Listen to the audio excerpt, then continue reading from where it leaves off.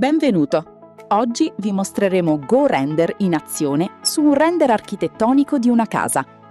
Partiremo da una semplice immagine JPEG caricata in upload.